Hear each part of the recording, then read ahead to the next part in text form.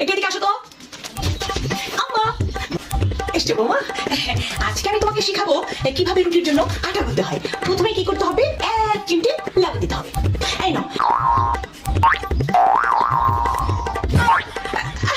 পানি 1 চিমটে দিতে হয় না বৌমা, লবণ 1 চিমটে দিতে হয়। পানি একটু বেশি করে দাও।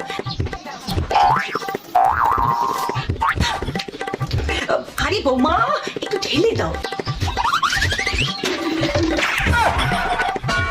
তুমি তো আটার জুস বানিয়ে দিয়েছো। ইস রে,